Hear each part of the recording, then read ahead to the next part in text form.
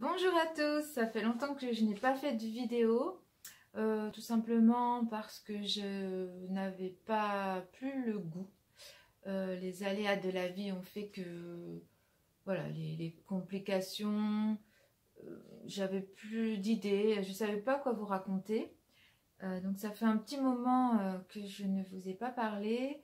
J'ai souvent cherché ce que je pouvais vous apporter. Et moi-même n'étant pas tout le temps dans un état vraiment positif suite, voilà, comme je vous ai dit, aux aléas de la vie, parfois ça arrive. Voilà, donc je ne vous ai pas oublié, mais c'est vrai que ça fait longtemps que du coup je ne vous ai pas parlé en vidéo. Donc aujourd'hui, je me suis décidée et je pense que suite aux questions que j'ai reçues sur les autres vidéos, et par rapport aussi à mon parcours, après ma formation, pour les personnes qui ont suivi les autres vidéos, où j'ai fait une reconversion professionnelle, j'étais dans l'esthétique et j'ai fait un bac ensuite et une licence en communication en présentiel à 40 ans. Suite à ça, je me suis dit que c'était important avant de se lancer, de bien choisir sa formation et se dire comment bien choisir sa formation justement. Parce que je pense qu'il y a beaucoup de gens qui se posent la question, il y a beaucoup de gens aujourd'hui qui voudraient se reconvertir parce que quand on est jeune, on n'a pas toujours les bons questionnements, on ne sait pas toujours ce qu'on veut faire plus tard. D'ailleurs, même quand on est plus âgé, on ne sait pas toujours ce qu'on veut faire. Et du coup, parfois on se perd, parfois la vie fait que votre métier ne correspond plus à ce que vous êtes aujourd'hui, aussi à ce que ça vous apporte dans la vie. Voilà, et du coup, comment bien choisir sa formation? C'est vraiment très important avant de se lancer. Alors la première question qui est importante, je pense, c'est pourquoi vous voulez vous former? Pourquoi vous voulez changer de métier? Pourquoi vous voulez ou tout simplement choisir un premier métier? Parce que peut-être vous êtes jeune et vous regardez quand même cette vidéo. Pourquoi? C'est la question. Donc moi ce que je vous conseille déjà c'est je prends toujours des notes, je me suis fait des petites notes aussi pour cette vidéo. C'est très important à mon sens de tout poser par écrit, tout le temps dans sa vie, de tous les jours, dès qu'on a un questionnement, dès qu'on a quelque chose qu'on veut atteindre. La première chose c'est de prendre un stylo, un papier et de noter, ou sinon vous avez peut-être votre ordinateur, mais je pense que c'est mieux de l'écrire parce que c'est plus spontané et puis ça permet de rayer, de gommer, de déchirer. Enfin bon, vous faites comme vous voulez. En tout cas, c'est bien de le poser par écrit, votre questionnement. Donc, pourquoi? Alors, c'est vrai que moi, je ne peux pas vous donner une liste de choses à faire pour savoir comment bien choisir sa formation parce que ça va vraiment être personnalisé, ça va vraiment dépendre de votre vie, de vos choix, de votre environnement. Et du coup, c'est bien de vous poser vous-même vos propres questions. Donc, pourquoi? Alors vous allez vous dire, parce que moi, j'ai pas de diplôme pour faire ça. Ou moi, j'ai pas les compétences de ça. Ou moi, je n'aime plus du tout ce que je fais. Ou ça correspond plus du tout à ce que j'aime. Ou alors, j'ai eu, je sais pas moi, un accident et du coup, je peux plus faire ça.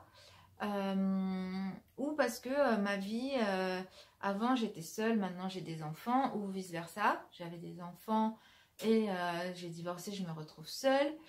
J'ai changé d'environnement. Bref, voilà. Pourquoi? Pour un meilleur salaire, etc. Une fois que... Alors, il y a peut-être plusieurs raisons et vous n'arrivez peut-être pas à trouver la raison qui fait que. Mais notez tout ce qui vous vient à l'esprit, ça c'est très important. Ensuite, ce qui sera très important, c'est d'analyser donc la situation. Donc déjà avec le pourquoi, vous allez avoir un petit point d'analyse un peu plus précis, mais analyser entièrement la situation. Alors moi, je l'ai fait en 4 points, c'est-à-dire, vous avez le passé, le présent, le futur et l'environnement sociétal. Alors, le passé, ça correspond à vos bagages personnels, vos acquis personnels et professionnels, c'est-à-dire les acquis et le passé, ça va être qu'est-ce que vous avez comme diplôme ou qu'est-ce que vous n'avez pas. Qu'est-ce qu'est votre parcours, tout ce qui est passé que vous avez acquis de positif et de négatif. Là, vous pourrez peser le pour et le contre. Ok, on se fait une liste ou une colonne passé. Une colonne présent. Présent, ça va être ma situation personnelle, ma situation professionnelle. Personnelle, suis-je mariée? Vous allez voir, c'est important. Suis-je mariée? Suis-je seule? Quel âge j'ai? Quelle est ma situation? Est-ce que je vis en couple? Est-ce que je vis chez mes parents? Parce que le côté financier, c'est très important aussi pour reprendre ses études. Donc, savoir si vous allez avoir quelqu'un qui va subvenir à vos besoins pendant que vous allez faire cette formation, ou bien si vous allez devoir faire appel au Pôle emploi, à une association, à des amis, à vos parents, s'il va falloir que vous retourniez effectivement chez vos parents et que vous laissiez votre appartement. Tout ça, c'est très important. Donc, au présent, votre situation personnelle et votre situation professionnelle. Est-ce que je suis en CDD? Est-ce que je suis en CDI? Est-ce que je peux quitter mon emploi? Est-ce que depuis longtemps, je n'ai justement pas d'emploi et je n'ai plus d'allocation chômage? Voilà, tout ça, vous l'écrivez. Ça, c'est le présent. Votre situation professionnelle et financière. Est-ce que j'ai les moyens de me payer une formation dans le privé? Ou alors peut-être, est-ce que j'ai les moyens de me payer, même pas de payer, mais au niveau temps, de passer du temps en présentiel dans une école? Ou alors est-ce que je vais devoir le faire en distanciel? Et donc là, en distanciel, ça risque peut-être d'être un peu plus onéreux. Voilà, est-ce que je peux faire un crédit? Est-ce que je n'ai vraiment aucun moyen financier? Et donc là aussi, vous allez pouvoir analyser comment vous allez pouvoir faire cette formation. Voilà. Et puis, alors, vous allez avoir le point, la colonne futur. Le futur, ça va être vos objectifs. Qu'est-ce que vous visez? Est-ce que vous visez un métier précis?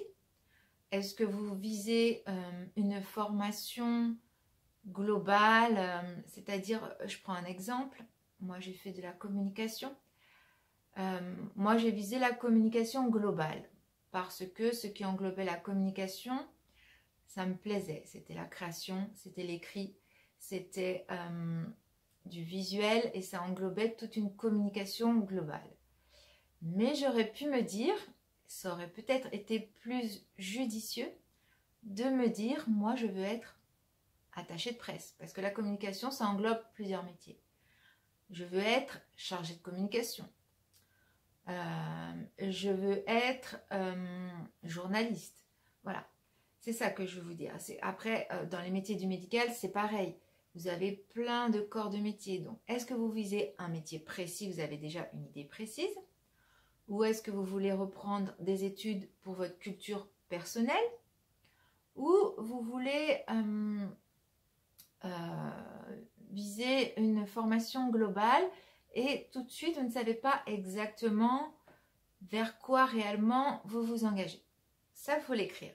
Je sais très bien vers quoi je m'engage, je veux faire tel métier, ou je ne sais pas exactement, c'est très important. Mais ce métier m'intéresse, ou cette formation m'intéresse. Parce que si, parce que ça. Toutes les réflexions vont être importantes. Parce que quand vous n'allez pas être précis, il va falloir trouver la réponse. C'est-à-dire, je ne sais pas pourquoi je me dirige vers ça, et bien il va falloir chercher pourquoi. Ce métier m'intéresse, mais je ne sais pas si je pourrais le pratiquer. Et bien alors cherchez si vous pouvez. Vous avez toutes les compétences. Si vous ne les avez pas, qu'est-ce qui vous manque? Voilà. Tout ça, c'est vraiment un travail de recherche très complet. Ça va vous prendre un peu de temps et je vous conseille de prendre du temps pour faire ces recherches. Parce que c'est pas anodin de reprendre des études, parce que ça prend du temps, parce que parfois ça coûte du côté financier, ça coûte sur la vie personnelle. Moi, j'avais vraiment pas d'argent. J'étais au RSA, me semble-t-il. Non, c'est venu juste après, parce que justement, c'était compliqué. Et voilà, est-ce que vous allez vous mettre dans une situation compliquée? Moi, par exemple, je l'ai été pendant mes 3 années de fac. Ou pendant 3 années de fac, on ne peut pas travailler à temps complet. Moi, je n'étais pas en couple. Je venais seule à mes besoins. C'était très, très, très, très, très compliqué. Ça, il faut l'intégrer. Est-ce que vous êtes capable de supporter ça? Ce sont des fortes contraintes. Ou est-ce que non, vous n'êtes pas, c'est pas que vous n'êtes pas capable, attention, mais est-ce que vous allez avoir du mal à le supporter? Est-ce que c'est possible? Moi, j'ai pas d'enfants, mais si vous avez des enfants, ça va être compliqué. Voilà, il faut vraiment, vraiment, vraiment se poser toutes ces questions. Et puis, ensuite, après le passé, le présent, le futur, vous avez l'environnement sociétal. C'est-à-dire, ce point que moi, je n'ai pas envisagé et que je vais vous expliquer, qui est très important. Et c'est une erreur de ma part, et je l'ai moi-même vécu, je l'ai moi-même réalisé. C'est pour ça aussi que je vous fais cette vidéo, parce que tout n'est pas forcément réussite. Toute reconversion professionnelle choisie n'est pas forcément liée à une réussite. Et c'est très important et je veux vous faire comprendre ça. Et c'est pas parce qu'on fait des vidéos que oui, tout est beau, on a tout réussi et vous n'avez pas encore réussi. C'est pas vrai. C'est pas vrai. Dans la vie, il y a des hauts, il y a des bas. J'ai eu des moments très heureux de réussite et j'ai eu des moments où j'ai sombré et je voudrais vous en parler dans cette vidéo ou dans une vidéo future. Mais c'est pour ça que je vous fais cette vidéo, de bien peser le pour et le contre dans votre parcours, dans votre recherche de formation. Donc, l'environnement sociétal que je n'ai pas mis en compte dans ma recherche, c'est-à-dire qu'aujourd'hui, on voit bien avec le confinement que c'est compliqué. On n'avait jamais connu ça avant. Une pandémie, ça remet tout en cause.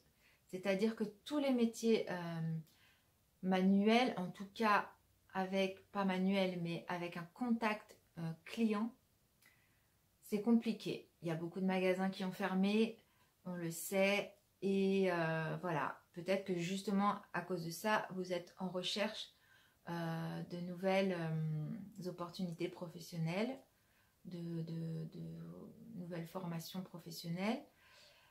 Mais il n'y a pas que ça. Il y a aussi le fait de votre situation personnelle, votre âge, vos compétences. Est-ce que votre formation va vous amener à un métier qui vous permettra d'être embauché? C'est vers quoi je voudrais mettre le doigt, c'est-à-dire que je vous donne toujours mon exemple, hein, puisque c'est par rapport à un vécu que je vous donne des conseils. Donc moi, de l'esthétique, j'ai été à une formation en communication. La formation en communication, de mon point de vue, quand on a passé la barre des 40 ans, c'est un peu compliqué. Pas de le faire, pas de l'aimer, pas d'arriver à réaliser ce qu'on vous apprend, parce que moi j'aime beaucoup ça et je sais faire beaucoup de choses par rapport à ça. Mais est-ce que l'employeur va vous embaucher? Et c'est là où le bas blesse, j'allais dire, expression de vieux. C'est là où il faut vraiment se pencher parce que faut se mettre à la place de l'employeur. Je suis employeur et je veux embaucher un chargé de communication. Je reçois, puisque aujourd'hui on reçoit, beaucoup de personnes cherchent du travail, c'est compliqué. Je reçois 150, 100 CV, ok. Il y a des personnes, ok, qui ont des licences, il y a des personnes qui ont des masters, il y a des jeunes, il y a des vieux, il y a ceux qui ont de l'expérience, ceux qui n'en ont pas. Déjà, on va avoir quelque chose en moins par rapport à des stagiaires. C'est-à-dire que les employeurs, j'en ai parlé dans une autre vidéo, n'ont pas beaucoup d'argent. Ou alors en ont beaucoup, mais ne veulent pas investir parce qu'ils font des économies sur les salaires, sur les salariés. Et donc, ce qui est bien, c'est qu'on peut prendre des stagiaires. Donc déjà, les stages prennent beaucoup de place sur l'emploi. Ça, il faut le savoir. Les grosses boîtes, celles qui ont plus d'argent, vont avoir beaucoup de mal à embaucher des salariés. Et encore plus des salariés plus âgés. Vous allez me dire, non, c'est pas vrai. C'est la réalité. Ce sont les faits, malheureusement. Et alors moi, je connais beaucoup de gens dans des productions télévisuelles, je connais pas mal de gens dans la com maintenant, et tout le monde m'a dit, mais tu sais, tu as un plus, ils voient que tu as la niaque parce que tu as repris des études, c'est vraiment un avantage, oui, oui. Tout le monde me l'a dit verbalement, mais ce qui se passe dans la réalité, c'est pas ça. C'est que oui, on te dit oh, tu es courageuse, et ça on en reparlera aussi parce que je trouve pas que ce soit du courage du tout. Parce que moi le courage ça aurait été de rester dans mon ancien travail qui me sortait par les oreilles ou par les yeux ou par tout ce que vous voulez. Le courage c'est pas de reprendre des études pour moi, puisque moi c'est un plaisir. Mais on a beau vous le dire, ils ne vous embauchent pas en fait. Ils embauchent, alors, dans la communication, des jeunes. Alors, je dis pas je suis pas en train de vous dire ne faites pas ça, vous n'y arriverez pas, pas du tout. C'est pour ça qu'il faut bien prendre en compte chacun à son parcours. Peut-être que, voilà, moi j'ai eu des difficultés, j'ai eu un boulot dans la com, ok, mais avec difficulté.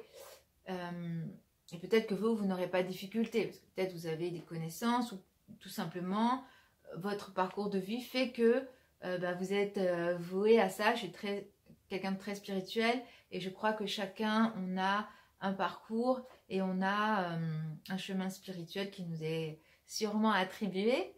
Et voilà, donc je ne vous dis pas de ne pas le faire. En revanche, quand on est un employeur et qu'on utilise les nouvelles technologies, les réseaux sociaux, le marketing digital, on va être amené à penser, à tort ou à raison, qu'un jeune va pouvoir vous apporter plus de connaissances que vous-même. C'est-à-dire qu'une personne de 40 ans, pourquoi elle vous apporterait plus de choses, puisque pour lui, la personne de 40 ans, elle va être en décalage par rapport aux nouvelles technologies. Ce qui est faux si on a repris des études et si on est sur les nouvelles technologies tous les jours. Bon, bref. En tout cas, c'est l'état d'esprit de l'employeur qui va se dire, moi, je pense qu'un jeune, il va m'apporter beaucoup plus. Il a tous ses copains, il a tant de followers et il va connaître plus que quelqu'un qui a la quarantaine, qui n'est plus du tout dans le contexte actuel. Voilà à quoi on peut, je mets bien des petits guillemets, être confronté quand on est plus âgé. Mais gardez la niaque et si vous voulez faire cette formation, ce chemin, ces métiers-là, moi je vous encourage à le faire. Moi je suis très contente de l'avoir fait. J'ai eu un poste de responsable de communication directement après mes études. J'ai eu vraiment peur, je commençais à perdre espoir, mais vraiment un mois après, je perdais espoir parce que j'ai envoyé des CV avant d'avoir mon diplôme. Et puis avec ces 3 années d'études où j'ai eu du mal à survivre, vraiment, c'est vraiment le terme. Écoutez, je mangeais au secours catholique, enfin voilà. Je vous passe les détails, c'était très compliqué pendant 3 ans. Mais j'ai eu un poste à responsabilité juste après. Donc, j'ai été embauchée. C'est quand j'ai voulu changer que là, de nouveau, j'ai été confrontée à ça où je n'ai plus retrouvé de poste en communication malgré mes diplômes, malgré mon expérience, malgré les CV différents que je pouvais faire, bref. Il y a aussi un deuxième facteur qui fait que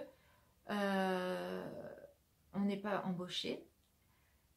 Donc, il y a le fait d'être confronté donc, au stage, d'être confronté à la masse de personnes qui postulent. Par exemple, sur Indeed, oui, c'est très bien, c'est très pratique, ce qu'on nous dit sur les publicités. J'ai trouvé des postes, un poste avec Indeed, mais ce qui est bien dans les statistiques d'Indeed, je ne sais pas si vous avez remarqué, c'est que donc on peut voir quand vous avez envoyé vos CV, donc à qui on a envoyé, on peut voir le suivi de vos candidatures. Et là, vous pouvez voir qui a ouvert votre candidature, qui a ouvert votre CV et qui ne l'a pas regardé.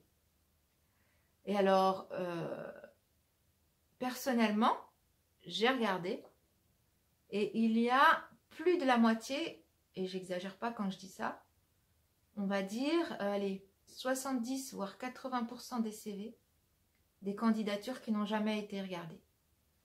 Donc dans un sens, ça m'a rassurée de me dire que c'est pas mon CV qui n'a pas plu. Et dans un autre, ça m'a pas rassurée parce que je me dis, il y a tellement de gens qui cherchent.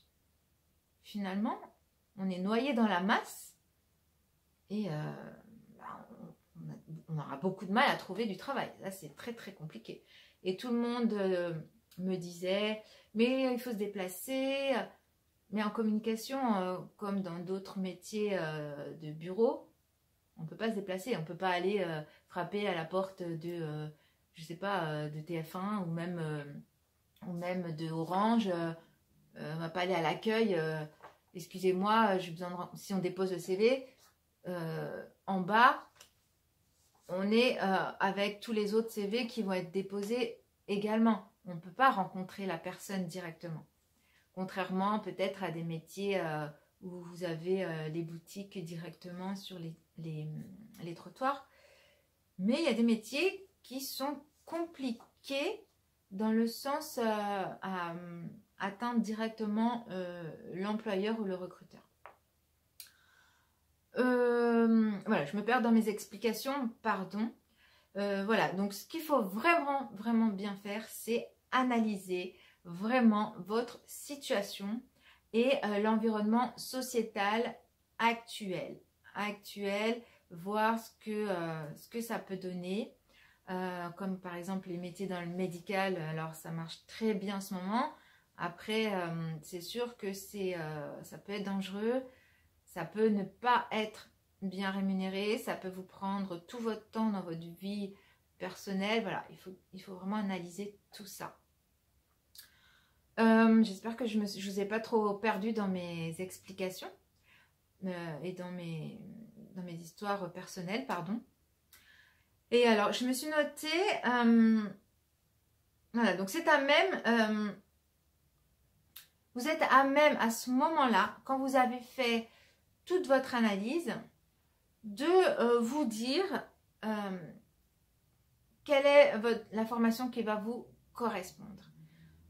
Je pense que une fois que vous aurez répondu à toutes ces questions, vous pourrez vous dire, ah oui, mais bon, mais il faut être honnête par contre dans les réponses. Hein.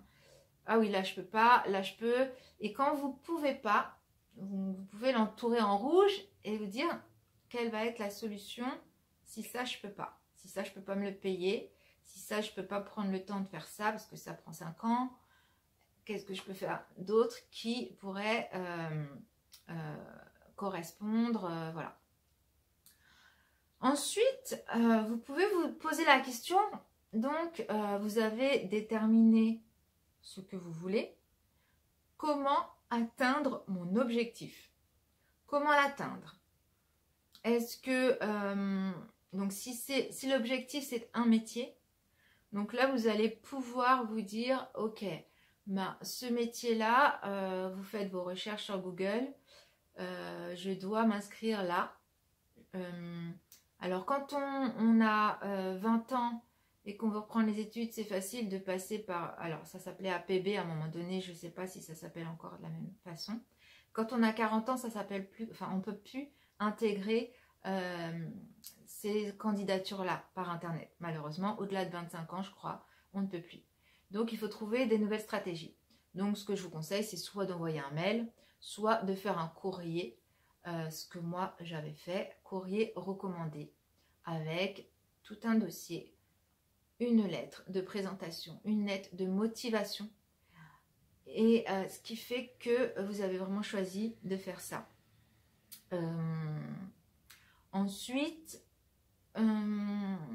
si votre objectif n'est pas un métier, mais est un salaire, c'est-à-dire, exemple, si vous ne savez pas trop ce que vous voulez faire, mais ce que vous savez, c'est qu'aujourd'hui, si on ne gagne pas 3 000 € net par mois, c'est très compliqué de vivre et de profiter de la vie. Ce que je pense réellement. Alors, si votre but, c'est d'avoir 3 000 € par mois, sans avoir un objectif de métier, je pense que c'est une mauvaise idée de base. L'objectif peut être le salaire, mais si vous n'avez ni les compétences psychologiques pour faire vos formations, ni la passion du métier, là ça risque d'être compliqué. Parce que vous allez faire une formation, vous allez être saoulé à vous faire la formation, vous allez avoir les contraintes pour faire un métier que vous n'aimez pas, tout ça parce que vous savez que vous pouvez gagner 3 000 € par mois. Parce qu'il y a des métiers comme ça où vous avez des bons salaires, dans la finance, dans certains métiers du droit, etc. Mais est-ce que vous reflétez vraiment ce métier? Est-ce que vraiment... Parce qu'en reconversion professionnelle, quand même, le but, c'est d'avoir plus de plaisir à travailler puisque ça va être un choix que vous allez faire. Donc, si l'objectif est uniquement le salaire, je pense que c'est une mauvaise idée. Il faut que ce soit le salaire, mais il faut que ce soit aussi la passion qui vous anime. Sinon, vraiment, je vous déconseille. Ensuite, vous pouvez aussi questionner des personnes qui font le métier que vous voulez faire ou qui font et qui ont fait ou qui font la formation que vous envisagez. Ça peut être très intéressant parce que vous allez avoir les difficultés, vous allez avoir les facilités, le pour, les contre. Vous allez peut-être vous dire, tiens, cette personne, elle me ressemble, qu'est-ce qu'elle en pense? Ça, c'est vraiment quelque chose d'important que moi, j'ai pas fait et que je vous conseille de faire. Est-ce que vous pouvez aussi demander à quelqu'un, dire voilà, est-ce que je peux passer une journée d'observation dans votre entreprise pour voir si ce métier me correspond? Ça aussi, il ne faut pas hésiter. Parfois, bon, c'est difficile de se dire on n'ose pas, est-ce que ça va être mal pris? Mais vous savez, vous avez un objectif de vie. C'est pas grave si vous vous sentez ridicule 5 minutes parce que vous posez une question, quoi. Ça va être votre vie, votre réussite, et il n'y a rien de ridicule à poser la question. Et moi, je trouve que c'est important d'avoir des réponses par rapport à ce que vous recherchez et des réponses de personnes qui sont passées par là. Voilà. Ensuite, une autre chose, moi je pense sincèrement que ça sert à rien d'être obtus, ça sert à rien d'être têtu, et que si vous voyez par rapport à tout votre analyse, tous vos questionnements, que c'est compliqué, c'est pas que c'est compliqué, parce que si c'est compliqué, on peut passer au-delà et on peut trouver des solutions. Mais si c'est impossible, quand je vous dis, parfois ça peut l'être. Quand je vous dis que c'est impossible, c'est-à-dire ça nécessite, par exemple, d'être psychologue, ça nécessite 5 ans d'études. Vous n'avez pas de licence, il faut passer la licence et il faut passer le master. C'est obligatoire. Et vous avez 40 ans, il faut que vous travailliez à temps complet, vous avez des enfants. Non. Si vous pouvez le faire en distanciel, oui. Si vraiment vous voyez par rapport à votre vie personnelle, professionnelle et financière que c'est impossible cette année, peut-être ça sera l'année prochaine, mais à mon sens, il faut savoir se résigner. Il faut savoir se résigner parce que vous n'allez pas vous mettre dans une situation délicate. Moi, j'ai failli me retrouver à la rue. C'est pas des blagues. On croit toujours que ça arrive qu'aux autres, ça n'arrive pas qu'aux autres.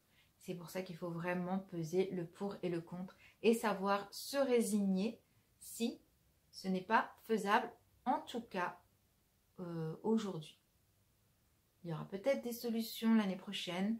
Peut-être que le gouvernement mettra en place des nouvelles choses pour cette formation. Peut-être que... Mais vous êtes à même, vous, de savoir si c'est possible ou pas. Donc voilà, pour moi c'est très important aussi ça. Il faut dépasser et se surpasser, dépasser les contraintes, mais il faut savoir aussi se résigner quand cela est vital, je dirais. J'allais dire nécessaire, mais quand cela est vital. Et puis, encore une fois, c'est peut-être parce que vous pensez que pour vous, c'est ça que vous voulez, c'est ça que vous voulez, mais que finalement, vous avez un autre chemin et que vous ne le connaissez pas encore. Souvent, vous savez, on se dit, oh là là, il m'arrive ceci, c'est affreux, on pleure, on est mal, mais on se rend compte, peut-être l'année d'après, que c'était nécessaire parce qu'en fait, c'est pas du tout ce qu'il vous fallait ce jour-là et parce que vous avez rencontré d'autres personnes et vous dites, mais finalement, je suis bien contente d'avoir vécu cette chose négative puisque aujourd'hui, je vis autre chose qui me correspond beaucoup mieux. Et une dernière chose dont je ne vous ai pas parlé aussi, ne vous souciez pas du qu'en dira-t-on, ne vous souciez pas des personnes qui vous jugent, qui vous critiquent ou qui se moquent. Le plus important, c'est ce que vous ressentez au fond de vous et ce que vous voulez faire vous. Vous n'êtes pas ces personnes-là ne sont pas vous. Vous n'avez pas leur vie, elles n'ont pas la vôtre. Même si c'est quelqu'un de très proche, quelqu'un que vous croyez qui vous ressemble, vous n'êtes pas cette personne, elle n'est pas vous. Vous avez votre libre arbitre et c'est vous qui faites vos choix dans votre vie.